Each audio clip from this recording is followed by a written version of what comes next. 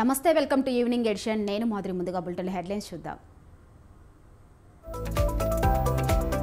ఏపీలో పలువురు ఉన్నతాధికారుల బదిలీ, 3 ఐఏఎస్లు 5 ఎస్పీలపై వేటు.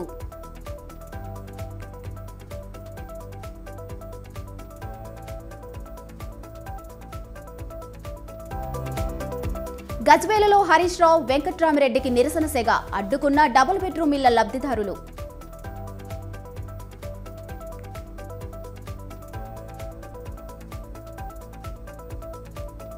ఫోన్ ట్యాపింగ్ కేసుపై ముగిసిన వాదనలు, రాధాకిషన్ను కస్టడీకి ఇవ్వాలని పోలీసుల పిటిషన్.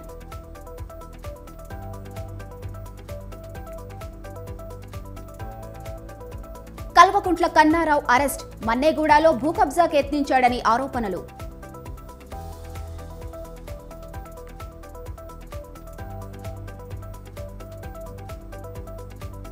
తెలంగాణలో దంచుతున్న ఎండలు, రాబోయే 5 రోజులు జాగ్రత్తగా ఉండాలన్న అధికారులు.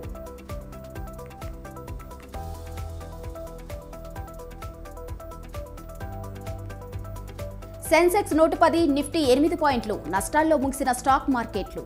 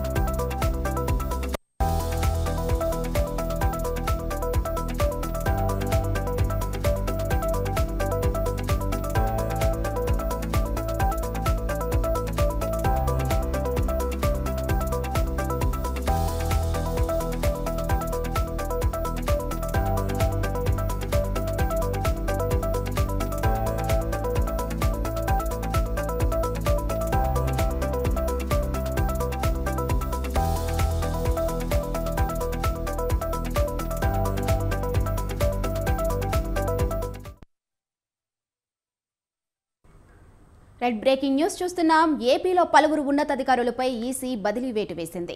3 ఐఏఎస్లు 5 ఎస్పీలు 1 ఐజీని బదిలీ చేస్తూ ఉత్తర్వులు జారీ చేసింది. ప్రకాశం, పల్నాడు, నెల్లూరు, చిత్తూరు, అనంతపురం ఎస్పీలను ఈసీ బదిలీ చేసింది. అలాగే గుంటూరు రేంజ్ ఐజీ పాలరాజును బదిలీ చేస్తూ నిర్ణయం తీసుకుంది. ప్రధాని మోదీ హాజరైన సభకు ఏర్పాట్లు సరిగ్గా చేయలేదని ప్రకాశం, పల్నాడు జిల్లా ఎస్పీలపై ఆరోపణలున్న నేపథ్యంలో ఆ జిల్లా ఎస్పీలపై వేటు పడడం హాట్ టాపిక్ గా మారింది. మరోవైపు పల్నాడు జిల్లాలో జరిగిన హింసాత్మక ఘటనపై ఎస్పీల తీరుపై కూడా ఈసీ ఆగ్రహం వ్యక్తం చేసింది.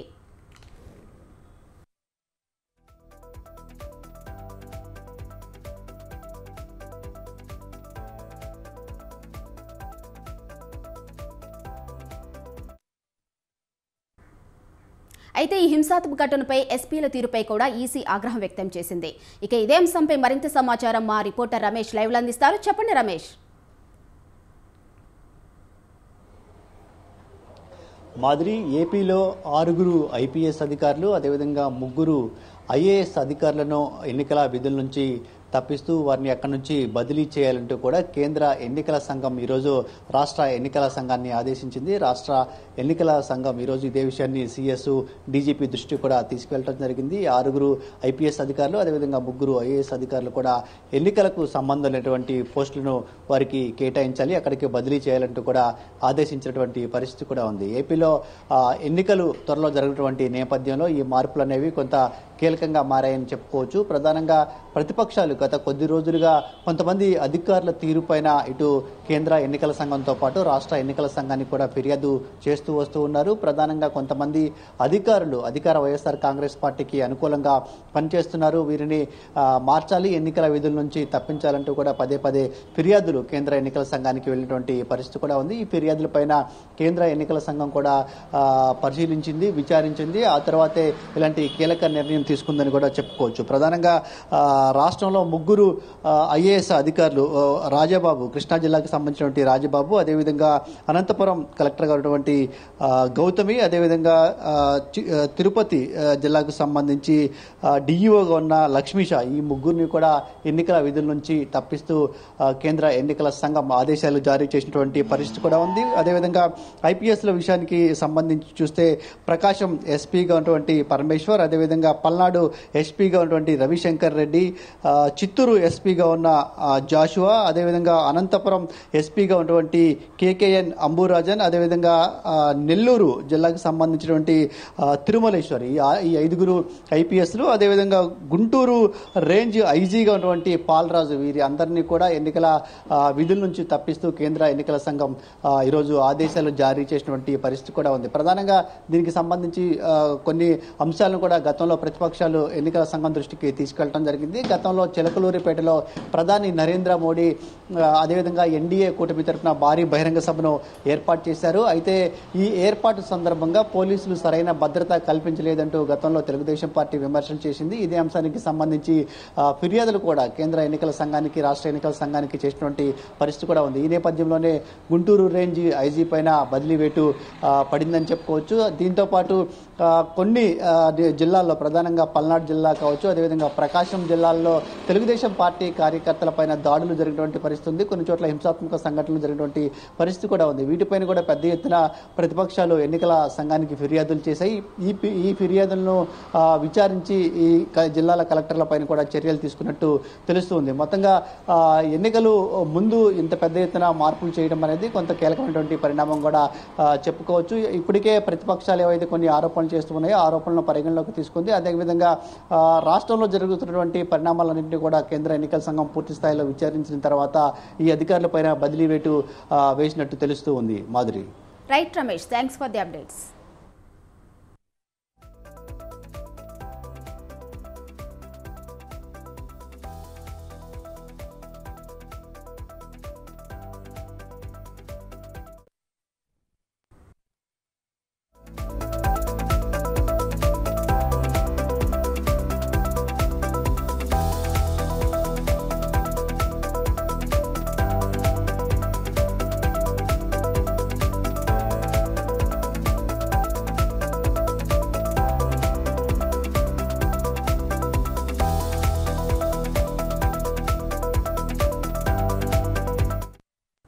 రైట్, మరో బ్రేకింగ్ చూస్తున్నాం. ఫోన్ ట్యాపింగ్ కేసులో కీలకంగా వ్యవహరించిన టాస్క్ ఫోర్స్ మాజీ డీసీపీ రాధాకిషన్ రావు పోలీస్ కస్టడీ పిటిషన్పై నాంపల్లి కోర్టులో వాదనలు ముగిశాయి.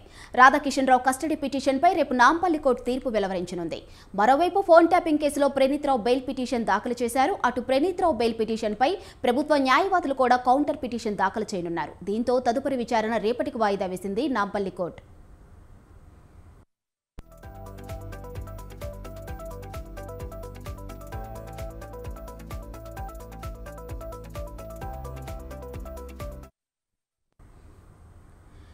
ఫోన్ ట్యాపింగ్ కేసులో విచారణ రేపటికి వాయిదా వేసింది నాంపల్లి కోర్టు. ఇక ఇదే అంశంపై మరింత సమాచారం మా రిపోర్టర్ ఉషా లైవ్ లో అందిస్తారు. చెప్పండి ఉషా.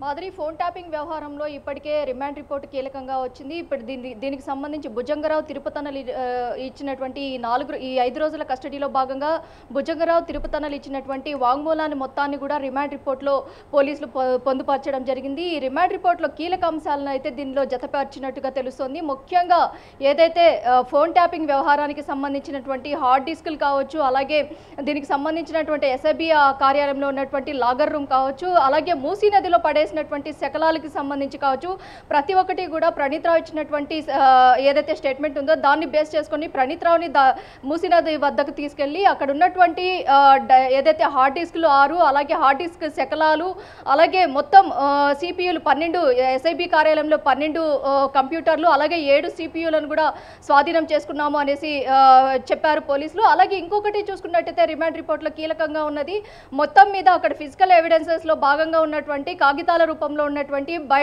బైండింగ్ మెటీరియల్ కావచ్చు, అలాగే కాగితాల రూపంలో ఉన్నటువంటి స్పైరల్ బైండింగ్కి సంబంధించినటువంటి అవి కావచ్చు, దాదాపు సగం దాకా కాలిపోయినటువంటి ఆ మెటీరియల్ని కూడా గుర్తించి వీరు సీజ్ చేసుకోవడం జరిగింది. మొత్తం మీద ఆధారాలు ఏవి కూడా ఉండకూడదు అన్న కోణంలో, మాయం చేయాలి అన్న కోణంలో టెక్నికల్ ఎవిడెన్సెస్ మొత్తాన్ని కూడా మాయం చేసినట్టుగా కూడా ఆధారాలను అయితే సేకరించారు. దీని మొత్తాన్ని కూడా ఇప్పటి వరకు కస్టడీలోకి తీసుకొని విచారించినటువంటి ప్రణీత్ రావు దగ్గర నుంచి తిరుపతి అన్న, భుజంగరావు, ఈ ముగ్గురు కూడా వారు ఒప్పుకున్నట్టుగా తెలుస్తోంది. ఏదైతే ప్రతిపక్ష నేతలకి సంబంధించినటువంటి కదలికలు, అలాగే ప్రతిపక్ష నేతలు ఎక్కడెక్కడ నగదు లావాదేవీలు జరుపుతున్నారు, వారి సంభాషణలు, వారు ఎలక్షన్ సమయంలో ఒక చోటు నుంచి ఇంకొక చోటికి ఎప్పుడెప్పుడు నగదును తరలించారన్న కోణంలో దీని మీద పూర్తి స్థాయిలో వారు నిఘా పెట్టినట్టుగా కూడా తిరుపతి అన్న అలాగే భుజంగరావు ఇద్దరు కూడా ఒప్పుకున్నట్టుగా తెలుస్తుంది. మరోవైపు చూసుకున్నట్టయితే ఈ కేసుకి సంబంధించి ఫోన్ ట్యాపింగ్ వ్యవహారంలో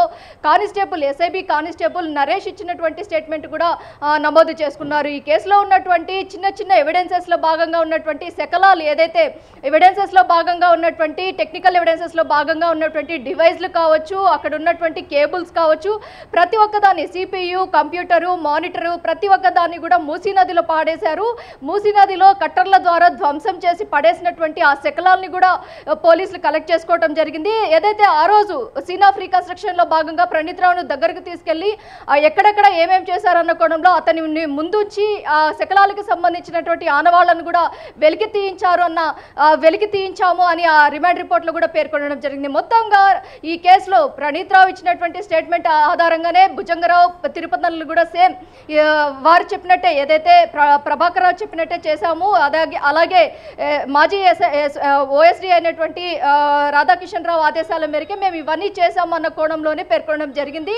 5 రోజుల కస్టడీలో భాగంగా కూడా 5వ రోజు ముగియకుండానే పోలీసులు, ఏదైతే బంజారాహిల్స్ పోలీసులు ఇన్వెస్టిగేషన్ టీం మొత్తం కూడా నాంపల్లి కోర్టులో వీరిద్దరిని కూడా ప్రొడ్యూస్ చేయడం జరిగింది. మరోవైపు చూసుకున్నట్టయితే రాధాకిషన్ రావుకి సంబంధించినటువంటి కస్టడీకి సంబంధించి రేపటి వరకు కూడా రిజర్వ్ చేసినట్టుగా తెలుస్తోంది. అలాగే ప్రణీత్ రావుకి సంబంధించినటువంటి బెయిల్ కి సంబంధించి కూడా రేపటి వరకు కూడా రిజర్వ్ చేస్తున్నట్టుగా కూడా నాంపల్లి కోర్టు పేర్కొనడం జరిగింది. ఈ కేసులో ఏదైతే టెక్నికల్ ఎవిడెన్సెస్ లో భాగంగా ఉన్నటువంటి ప్రతి ఒక్క ఆధారాన్ని కూడా చెరిపేశారు కాబట్టి వీరు ఈ ఆధారాలన్నిటి కూడా సేకరించారు. వీటిని మళ్ళీ రిట్రైవ్ చేసి ఫోరెన్సిక్ ల్యాబ్ కి పంపించి దీని ద్వారా మరింత సమాచారం, దీని వెనక ఉన్నటువంటి వ్యక్తులు ఎవరు, ఒక వ్యక్తేనా లేకపోతే సంస్థలాగా ఇది మొత్తం పనిచేసిందా, ఇప్పటికే దీన్ని బట్టి చూస్తే ఒక్కొక్క ఏరియాలో ఏదైతే వరంగల్ కావచ్చు, సిరిసిల్ల, నల్గొండ, మహబూబ్ నగర్, హైదరాబాద్, ఈ మొత్తం ఏరియాలో కూడా ఒక లాగర్ రూమ్స్ ని ఏర్పాటు చేసుకున్నారు. వీరు సర్వర్లను మానిటర్ చేయడానికి ఒక్కొక్క కానిస్టేబుల్ ని, ఇన్స్పెక్టర్ స్థాయి వ్యక్తుల్ని కూడా అక్కడ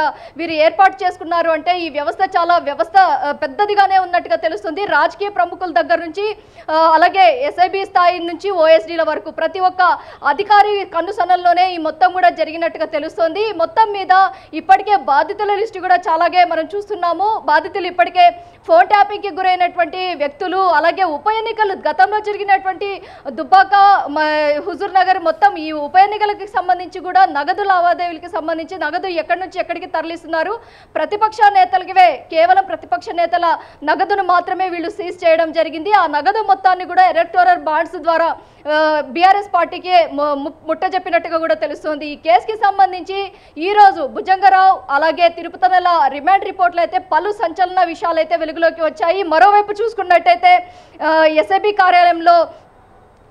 కార్యాలయంలోని సీసీ ఫుటేజ్, అలాగే లాగర్ బుక్ ప్రతులు ఏవైతే ఉన్నాయో సేకరించారు పోలీసులు. మొత్తం ఈ కేసులో ఉన్నటువంటి ప్రైవేట్ వ్యక్తుల ఇన్వాల్వ్మెంట్ ఎంతవరకు ఉంది, ప్రైవేట్ వ్యక్తులు అంటే మీడియాకి సంబంధించినటువంటి ఒక ప్రముఖ ఛానల్కి సంబంధించినటువంటి వ్యక్తి కూడా ఇందులో ఇన్వాల్వ్ అయి ఉన్నారు. అలాగే ఇజ్రాయెల్ నుంచి తీసుకొచ్చినటువంటి ఎక్విప్మెంట్కి సంబంధించి కూడా ఎవరెవరు ఉన్నారు, ప్రైవేట్ వ్యక్తుల కిందకే ఈ మొత్తం కూడా వస్తుంది. కాబట్టి ఈ ప్రైవేట్ వ్యక్తులు 275 కోట్లకు సంబంధించినటువంటి హైలీ ఎక్విప్మెంట్ ఎవరు తీసుకొచ్చారన్న కోణంలో కూడా మెన్షన్ చేసినట్టుగా తెలుస్తుంది. రిమాండ్ రిపోర్ట్లో పలు కీలక అంశాలు ప్రణీత్ రావు ఇచ్చిన దాన్ని బేస్ చేసుకొని తిరుపతనని భుజంగరావుని ప్రశ్నించినటువంటి బంజారా హిల్స్ పోలీసులు మొత్తం ఈ కేసుకి సంబంధించినటువంటి ప్రతి ఒక్కటి కూడా వాళ్ళు కూడా ఒప్పుకోవడం జరిగింది. అధికారుల ఆదేశాల మేరకే తాము చేశామన్న కోణంలో కూడా వాళ్ళు ఏదైతే ఇన్వెస్టిగేషన్ మొత్తానికి కూడా కాస్త మొరాయించినప్పటికీ తర్వాత సహకరించినట్టుగా తెలుస్తుంది. ప్రణీత్ రావు కూడా యాజ్ యూజువల్ మొదట్లో విచారణకి సహకరించకపోయినా తర్వాత అతను కూడా సహకరించి మొత్తం పూర్తి స్థాయిలో వెల్లడించడం జరిగింది. దాని నిమిత్తమే ప్రణీత్ రావు బెయిల్కి సంబంధించి కూడా వేసుకోవడానికి కూడా ముందుకు వెళ్లారు. దీనికి సంబంధించి రేపటి వరకు కూడా ఈ బెయిల్కి సంబంధించి కూడా రేపటి వరకు రిజర్వ్ చేస్తున్నట్టు నాంపల్లి కోర్టు పేర్కొనడం జరిగింది. మరికొన్ని అరెస్టులు కూడా జరిగే అవకాశం ఉంటుంది. ఏదైతే ఈ రోజు వచ్చినటువంటి రిమాండ్ రిపోర్ట్ ని బేస్ చేసుకొని చూసుకున్నట్టయితే మరికొన్ని అరెస్టులు కూడా జరిగే అవకాశం ఉంటుంది. మరోవైపు చూసుకున్నట్టయితే ప్రభాకర్ విదేశాల నుంచి వస్తారు అన్న ఊహాగానాలు కూడా ఇప్పటి వరకు కూడా తేటతెల్లం కాలేదు. ప్రభాకర్ వస్తున్నారా లేదా అనేది కూడా సస్పెన్స్ గానే ఉన్నట్టుగానే తెలుస్తోంది. Madhuri. Right, thank you Usha.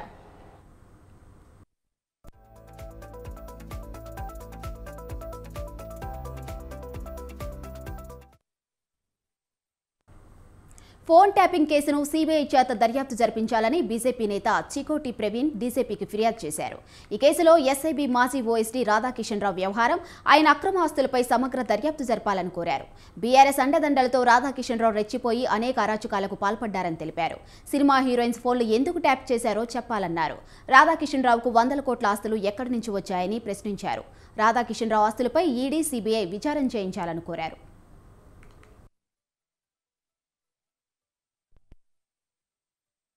ఈ రాధాకిషన్ రావు అనే రాక్షసుడు బీఆర్ఎస్ ప్రభుత్వ అండతోటి రెచ్చిపోయి ఫేక్ కేసులు, మనీ ఎక్స్టార్షన్. అంటే నాకు ఒక ఎక్స్పీరియన్స్, నేను శివాజీ స్టాచ్యూ ఇష్యూ అయినప్పుడు నేను కేసీఆర్ గారు గజ్వెల్కి పోవడం జరిగింది. వాళ్ళ ప్రాతినిధ్యం వహించిన కేసీఆర్ గజ్వెల్కి హిందూ సోదరులపై దాడులు జరిగి దెబ్బలు తాకితే పరామర్శించడానికి వెళ్ళి రాగానే కేసులు పెట్టారు. నాకు అప్పుడున్న కమిషనర్ శ్వేత గారు. వాళ్ళ తర్వాత వచ్చినాక ఈ రాధాకిషన్ అనే తోడు నాకు ఫోన్ చేసి, పాస్పోర్ట్ ఫోన్ చేసి, నువ్వు సీఎం కాన్స్టిట్యున్సీకి పోయేంత మొగాడివా, నువ్వు ఏం పని నీకు పోవాలంటే, సార్ మా హిందుత్వం గురించి ఫైట్ చేస్తాం, మేము గోమాత గురించి ఫైట్ చేస్తాం, దాని గురించి నేను పోవడం జరిగిందంటే, నువ్వు రా, నువ్వు పోయే పని ఏముంది నీకు, నువ్వు పోతే మాత్రం ఈసారి పీడీ యాక్ట్లు పెడతాం నీ మీద, నువ్వేం సంగతో నీ సంగతి అంతా తెలుస్తామని చెప్పి నీ యొక్క ప్రతి ఒక్క ఫోన్ మూమెంట్, నువ్వు ఎక్కడికి పోతున్నావు అన్ని ఒక్కటి నా దగ్గర ఉన్నది అని ఫోన్ రికార్డింగ్ కూడా, ట్యాపింగ్ కూడా చేయడం జరిగింది. ఈడీ ఇష్యూ ఎప్పుడైతే నా మీద అయిందో అప్పటి నుంచి బీఆర్ఎస్ ప్రభుత్వము ఈ రాధాకిషన్ లాంటి రౌడీలు, గూండాలు, పోలీస్ ఆఫీసర్ ముసుగులో ఉన్న గూండాలని పెట్టి మరి ఫోన్ ట్యాపింగ్ చేసి నా యొక్క మూమెంట్స్ కూడా అబ్జర్వ్ చేసి నన్ను ఒక రకంగా ఎక్స్టార్షన్ చేయడం జరిగింది. నేను భయపడలే కాబట్టి నడిచిపోయింది. ఇవాళ అప్పుడు పెట్టినాక నేను వినలేదు, నేను నా హిందుత్వం గురించి పోరాడతానని చెప్పినాక కావాల్సుకొని మళ్ళీ ఆడ అమ్మవారి టెంపుల్ దగ్గర నా మీద అక్రమ ఆయుధాల కేసు. పిఠాపురంలో జనసేన అధినేత పవన్ కళ్యాణ్ ఎన్నికల ప్రచారం జోరందుకుంది. 4 రోజులుగా పిఠాపురం నియోజకవర్గంలో పవన్ సుడిగాలు పర్యటన చేస్తున్నారు. పొన్నాడ గ్రామంలో సుమారు గంట పాటు పాదయాత్ర చేశారు. ఇంటింటికి తిరిగి ప్రజల సమస్యలను అడిగి తెలుసుకున్నారు. ఇప్పటివరకు ప్రభుత్వం నుంచి అందుతున్న సంక్షేమ పథకాల గురించి పవన్ ఆరా తీశారు. పిఠాపురం నియోజకవర్గం నుంచి తనను 1,00,000 మెజారిటీతో గెలిపించాలని విజ్ఞప్తి చేశారు. నియోజకవర్గం పరిధిలో 54 గ్రామాలు ఉన్నాయని, వాటిలో ఏదో ఒక ఊరిలో ఇల్లు తీసుకుని పిఠాపురం నియోజకవర్గాన్ని దేశంలోని ఆదర్శ నియోజకవర్గంగా తీర్చిదిద్దుతామని పవన్ స్పష్టం చేశారు.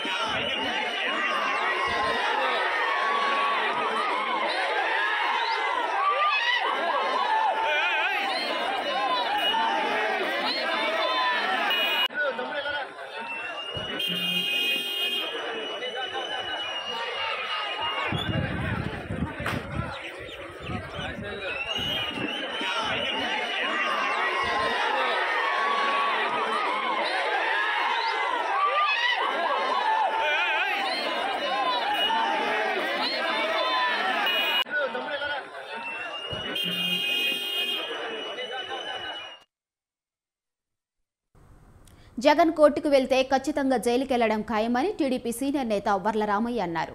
జగన్ తన కేసుల విచారణకు సహకరించాలన్నారు. జగన్పై ఉన్న ఏ కేసు కొట్టేయడానికి అవకాశం లేదన్న వర్ల రామయ్య సీఎం పదవిని అడ్డుపెట్టుకుని జగన్ ప్రజాధనంతో చేశారని ఆరోపించారు. రాష్ట్ర ప్రజలకి రాష్ట్ర ధనానికి ఏమి ఇబ్బంది లేదు. మీకు అసలు థ్రెట్టే లేదు. నన్ను అడిగితే నేను మాజీ పోలీస్ ఆఫీసర్గా తెలియజేస్తున్నా. మీకు ఏ వర్గం నుంచి థ్రెట్ ఉందండి? ఎక్స్ట్రీమిస్ట్ నుంచి ఏమైనా థ్రెట్ ఉందా? అంటే నక్సల్ నుంచి లేదే. టెర్రరిస్ట్ నుంచి ఏమైనా థ్రెట్ ఉందా? లేదే. ఏమైనా ఫ్యాక్షనిస్ట్ నుంచి థ్రెట్ ఉందా? లేదే. మీరు పదండి, ఎవరు అడ్డుకుంటారు నేను చూస్తాను. నేను మిమ్మల్ని మామూలుగా రండి, మీరు మీ పిఏ ఈ ఒకళ్ళిద్దరు అధికారులు రండి కోర్టుకి, మిమ్మల్ని ఎవరు అడ్డుకుంటారు నేను చూస్తాను. ఈ మిషతోటి విచారణ జరగకుండా మీరు అడ్డుకుంటున్నారు. విచారణ జరిగితే మీకు శిక్ష పడుతుందని తెలుసు. మీరు శాశ్వతంగా జైలు పాలవుతారని తెలిసే విచారణకు రాకుండా అడ్డుపడుతున్నారు. కానీ కృతజ్ఞతలు తెలియజేస్తున్నాను నేను ఆనరబుల్ సుప్రీంకోర్టుకి.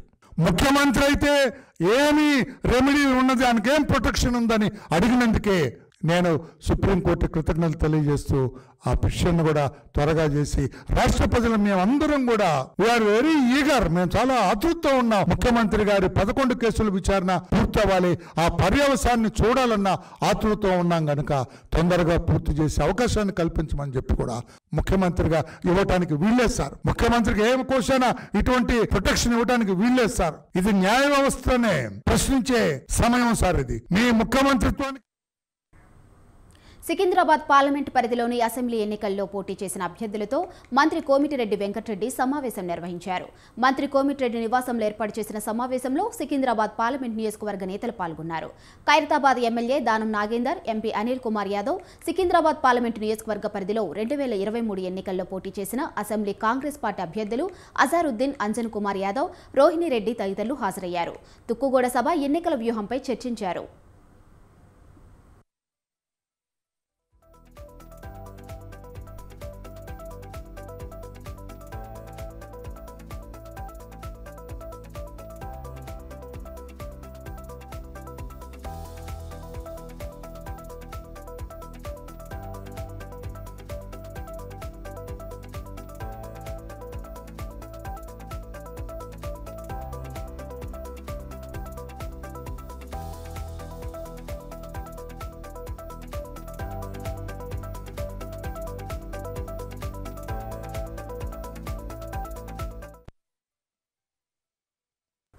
సిక్స్త్ రోజు జరగబోయే మా రాహుల్ గాంధీ గారు అలాగే మా ప్రియతమ గౌరవనీయులు all India Congress party president Kharge గారు సమక్షంలో జరిగే బహిరంగ సభని సక్సెస్ చేశాయి. దేశంలోనే విడుదల అయిపోయే మేనిఫెస్టో విడుదల చేస్తున్న సందర్భంగా 10 లక్షల మందితో పెద్ద బహిరంగ సభ చేయాలని చెప్పి మా పార్టీ నిర్ణయించిన సందర్భంలో సికింద్రాబాద్ పార్లమెంట్ నుంచి పెద్ద ఎత్తున జన సమీకరణ చేయాలని చెప్పి ఒక విషయం. రెండవది, సికింద్రాబాద్ పార్లమెంటుపై మళ్ళా పాత రోజులు తీసుకొస్తూ నాగేందర్ గారిని భారీ మెజార్టీతో గెలిపించి కాంగ్రెస్ జెండా ఎగరవేయడం, దానికి సంబంధించిన కొన్ని విషయాలు చర్చించుకున్నాం. ఇది ప్రిలిమినరీ మీటింగ్, మొదటి మీటింగ్ ఇది. ఫస్ట్ ఏమో తుక్కుగూడ మీటింగ్, రెండవది నాగేందర్ గారిని గెలిపించే విధంగా వారి వ్యయాలు, నా అభిప్రాయం వాళ్ళ అభిప్రాయం చెప్పుకుంటూ షేర్ చేసుకోవడం జరిగింది. ముందుగా రేపు 6th రోజు జరగబోయే మా రాహుల్ గాంధీ గారు అలాగే మా ప్రియతమ గౌరవనీయులు all India Congress party president Kharge గారు సమక్షంలో జరిగే బహిరంగ సభని. పెన్షన్ల పంపిణీ ఆలస్యానికి జగన్ సర్కార్ అధికార యంత్రాంగమే బాధ్యత వహించాలని అన్నారు సిపిఐ రాష్ట్ర కార్యదర్శి రామకృష్ణ.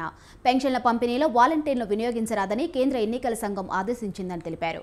ఏపీలో 1,25,000 మందికి పైగా సచివాలయ సిబ్బంది ఉండగా 66 లక్షల మందికి పెన్షన్లు సకాలంలో ఎందుకు ఇవ్వడం లేదని ప్రశ్నించారు. పెన్షన్ల పంపిణీపై అధికార వైసీపీ కుట్రపూరితంగా వ్యవహరిస్తుందని విమర్శించారు. వైసీపీ నేతలు చెప్పగానే రాజీనామాలు చేయడానికి వాలంటీర్లు ప్రభుత్వ ఉద్యోగుల లేక వైసీపీ కార్యకర్తల అంటూ నిలదీశారు. రానున్న ఎన్నికల్లో ప్రజలు ఓటు ద్వారా జగన్ సర్కారుకు బుద్ధి చెప్పాలని డిమాండ్ చేశారు. ఆదేశాలతో ఇవాళ పెన్షనర్లకు అందాల్సిన డబ్బులు అందకుండా ఈరోజు రాష్ట్రంలో అధికార పార్టీ అధికార యంత్రాంగం అంతా కూడా పక్క డ్రామా నడిపిస్తుంది. ఇవాళ ఎన్నికల యంత్రాంగం ఇప్పుడు వాలంటీర్లు కాకుండా మిగతా ప్రభుత్వ యంత్రాంగం పంచమని మరి ప్రభుత్వం చాలా ప్రతిష్టాత్మకంగా చెప్పుకుంటా ఉంది సచివాలయ వ్యవస్థ గురించి. దాదాపు 1,26,000 మంది అందులో ఉద్యోగస్తులు ఉన్నారు. రాష్ట్రంలో 66 లక్షల మంది పెన్షనర్లు ఉన్నారు. ఒక్కొక్కరు 50 మందికి పెన్షన్ ఇస్తే ఒక గంట చాలు, మ్యాక్సిమం హాఫ్ డే పడుతుంది. హాఫ్ డేలో 50 మందికి పోయి ఇవ్వచ్చు. వైఎస్ఆర్ కాంగ్రెస్ పార్టీ కార్యకర్తలు కాబట్టి ఆ పని చేయదు. అధికార పార్టీ అనుయాయులు, అధికార పార్టీ నాయకులు చెప్పినట్టు మీరు నడుచుకుంటే మిమ్మల్ని వాలంటీర్లు అని అన్నారు. మీరు ఒక పార్టీ ఏజెంట్లు అవుతారు, లేదా ఒక పార్టీ కార్యకర్తలే. కాబట్టి ఇది సరైనది కాదు. ఈ బంగ్లింగ్ అంతా మానుకోవాలి. ఇవాళ ఏదైతే పెన్షనర్లకు డబ్బు అందడంలో ఆలస్యం అవుతా ఉందో దానికి అధికార పార్టీ చీఫ్ సెక్రటరీ, అధికారులు వారే కారణం తప్ప మరొకరు కారణం కానే కాదు. ఎన్నికల కమిషన్ ఆదేశాలతో ఇవాళ పెన్షనర్లకు అందాల్సిన డబ్బులు అందకుండా ఈరోజు మాదిగ సామాజిక వర్గానికి కాంగ్రెస్ పార్టీ మరోసారి తీరని అన్యాయం చేసిందని విమర్శించారు ఎంఆర్పీఎస్ వ్యవస్థాపకుడు మందకృష్ణ మాదిగ. తెలంగాణలో ఎస్సీలకు కేటాయించిన 3 రిజర్వ్డ్ స్థానాలను కేవలం మాల సామాజిక వర్గానికి కేటాయించడం దేనికి సంకేతమని ఆయన ప్రశ్నించారు. దీన్ని బట్టి చూస్తే సీఎం రేవంత్ రెడ్డి మాదిగ సామాజిక వర్గం ఉనికిని ప్రశ్నార్థకం చేస్తున్నారని ఆరోపించారు. కాంగ్రెస్ పార్టీ మాదిగలకు చేసిన ద్రోహానికి నిరసనగా 10 రోజుల పాటు నిరసన కార్యక్రమాలు చేపడతామని మందకృష్ణ తెలిపారు. వరంగల్ ఎస్సీ పార్లమెంట్ నియోజకవర్గానికి కడియం శ్రేణి కూతురుకే కాంగ్రెస్ టికెట్ కేటాయించడంతో ఎస్సీ రిజర్వేషన్ స్థానాలు 3 ఉంటే నాగర్ కర్నూలు, పెద్దపల్లి, వరంగల్ ఈ 3 స్థానాల్లో ఏ ఒక్కటి కూడా మాదిగలకు టికెట్ ఇవ్వలేదనే విషయం స్పష్టమైపోయింది. దీనితో కాంగ్రెస్ పార్టీ 100కు 1000% మాదిగలకు వ్యతిరేకమైన పార్టీగా తనకు తానే మరొకసారి రుజువు చేసుకుంది. తెలంగాణ రాష్ట్ర జనాభాలో షెడ్యూల్ కులాల జనాభాలో 170% పైగా ఉండబడే మాదిగలకు కాంగ్రెస్ పార్టీ పూర్తిగా మొండి చేయి చూపడమే కాకుండా తెలంగాణ రాష్ట్రంలో మాదిగల ఉనికిని, రాజకీయంగా మాదిగల ఉనికిని అది ప్రశ్నార్థకం చేసింది కాంగ్రెస్. ఇవి ఈవినింగ్ ఎడిషన్ అప్డేట్స్. చూస్తూనే ఉండండి స్వతంత్ర.